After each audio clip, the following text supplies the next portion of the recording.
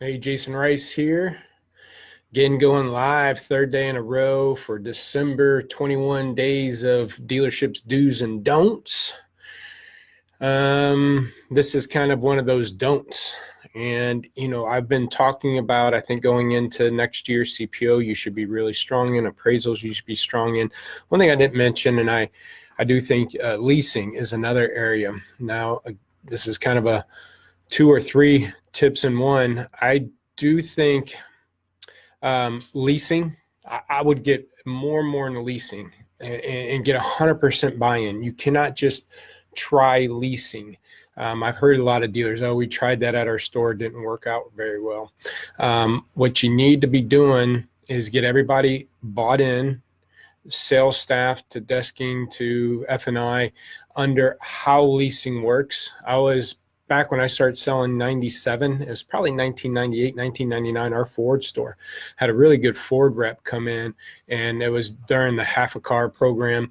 They really trained us well on leasing, so well that I could sell a lease over retail for anybody. Anybody wants to pay cash, you can one pay lease. Anybody driving too many miles, it's cheaper to lease, those type of scenarios. Or I want to own my car, not, have you don't get to own your lease. And so those things, that training really helped us to be strong with leasing, helped me through my career, because one of the benefits of leasing is when that lease is up in 2-3 years, you should be able to get the first opportunity to earn that customer's business back. So this goes with used cars and stocking too. You want to minimize, if you want to minimize having to rely on the auction to fill your inventory, the more cars you lease, let's say you do 20 or 30 this month, 2 or 3 years from now, those leases are coming in.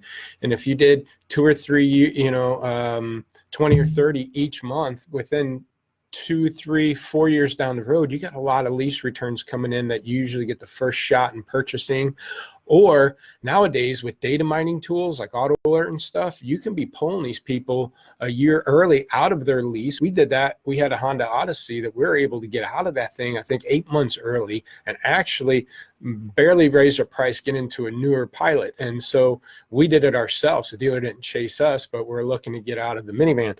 And so two things. Again, I think going into 2019, leasing would be one of those things, but you just can't try it. You got to get everybody trained. You got to get everybody understanding the benefits of it and get them sold on. You can't sell anything unless you believe in it. I leased all my new cars. I either purchase used or lease new, because again, I was trained on it, what I believe properly, and I think it is the better way to buy a new car. And then leases, I mean, typically, obviously they're going to be under warranty, so they're coming back to you to get that work done. Leases tend to, if they enjoy that car, move on to the next newer model. And those lease returns would be my second point about, you just can't try certified. Certified's another thing there I've been kicking on a lot over the last couple of weeks.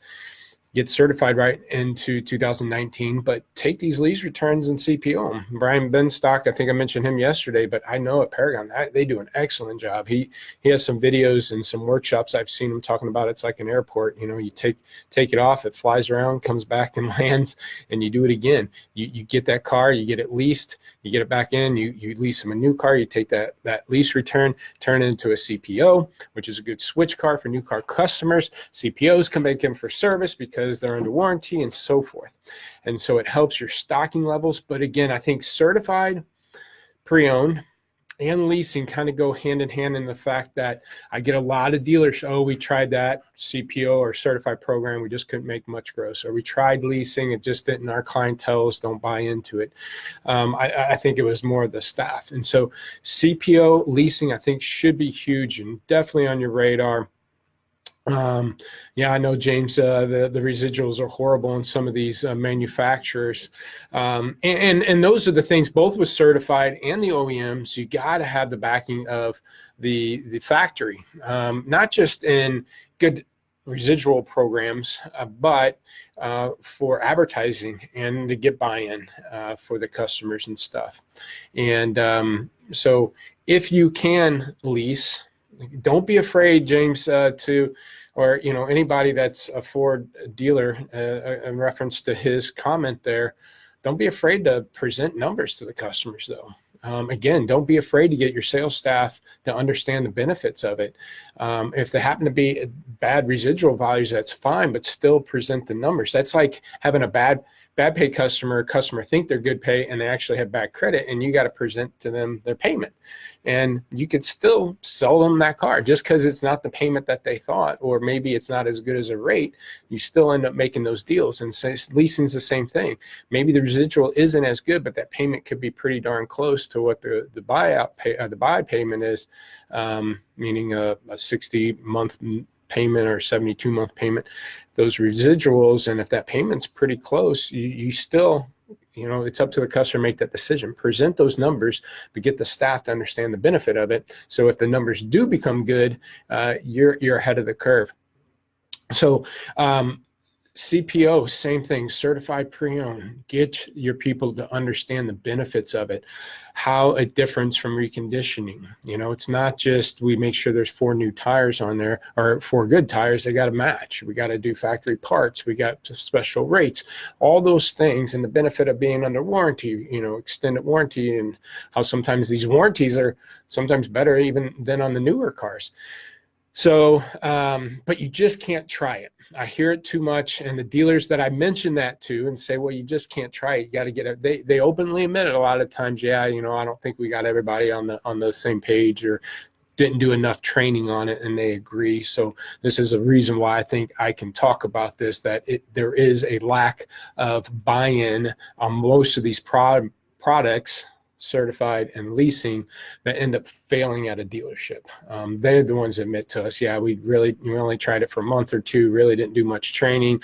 We just put some, certified labels on some cars and put them through service. Couldn't make any money, so we stopped doing it. But you could.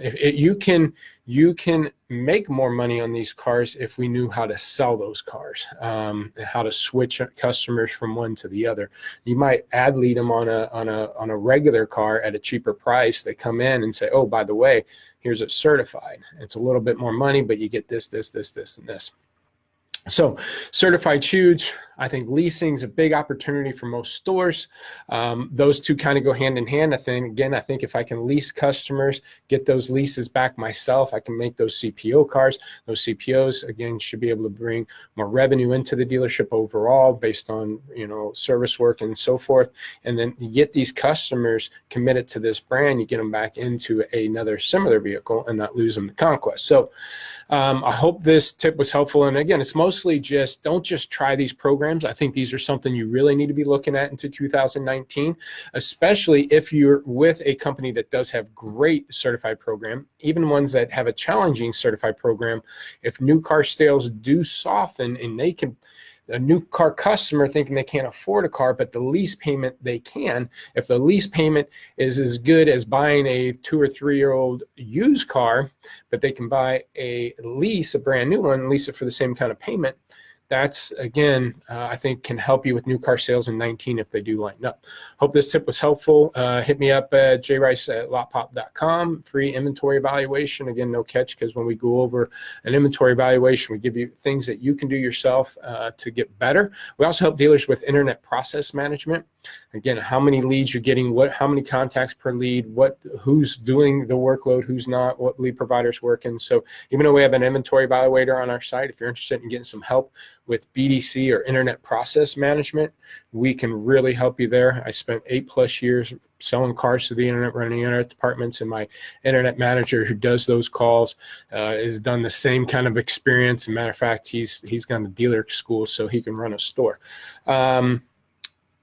YouTube, all these videos and tips go to YouTube channel. Just go to Lotpop Inc. on YouTube, and these all get loaded up on iTunes, SoundCloud. So podcasts, if you can't watch, you can listen.